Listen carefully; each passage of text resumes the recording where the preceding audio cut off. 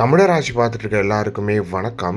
திராவிடத்தையும் பெரியாரையும் ஒழிப்பது தான் எனது நோக்கம் என்று அண்ணன் சீமான் அவர்கள் பேசியிருப்பது இந்துத்துவ சக்திகளின் வளர்ச்சிக்கு உதவுமே ஒழிய தமிழ் தேசிய வளர்ச்சிக்கு உதவாது அப்படின்னு சொல்லிட்டு ஜெகதீச பாண்டியன் சொன்னது ரொம்ப அதிர்ச்சி தர விஷயமா இருக்கு அப்படின்னே சொல்லலாம். இந்த நிலையில ஏன் ஜெகதீச பாண்டியன் அவர்கள் இப்படி சொல்லியிருக்காரு அப்படின்றது தெரியல அப்படின்றது ஒன்று இருக்கு.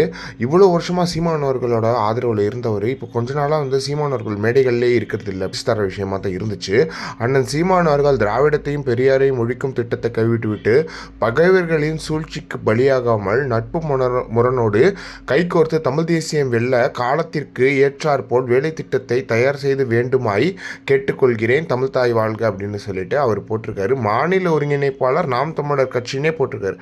அவர் நாம் தமிழர் கட்சியில இருந்துகிட்டே நாம் தமிழர் கட்சியை எதிர்க்கிறாரு. அவர் சீமான் அவர்கள் சொன்னதுல முரண்படுறாரு அப்படின்றது இது தெரியுது.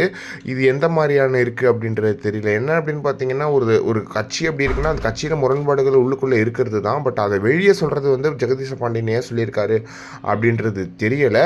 இது ரொம்ப பெரிய ஒரு தரமான விஷயமா தான் இருக்குது. இப்படி சொன்னது ரொம்பவே அதிர்ச்சி தரமான விஷயமா இருக்குது. எதுக்கு இவர் இப்படி பேசியிருக்காரு, ஏன் இப்படி பேசியிருக்காரு அப்படின்றது தான் தெரியல. ரொம்ப நாளாக ஜெகதீச பாண்டியன் அவர்களை நாம் தமிழர் கட்சி மேடைகளில் பார்க்க முடியாதது இதற்கு காரணமாக இல்லை, என்ன ஏன் இவங்களுக்குள்ளேயே ஒரு பிரச்சனைகள் வருது அப்படின்றது தெரியல. ஏன்னா அப்படின்னு பார்த்தீங்கன்னா, ராவண வலையொலியோட நிறுவனரான ஐயா ஏகலைவன் அவர்கள் நாம் தமிழர் கட்சி நிலைப்பாட்டிலிருந்து விலகிட்டான்னு சொன்னால் கூட சீமான் அவர்களுக்காக விழா எடுத்து அந்த விழாவை வெற்றிகரமாக்கியிருக்காரு அப்படின்றது ஒரு பக்கம் இருக்குது.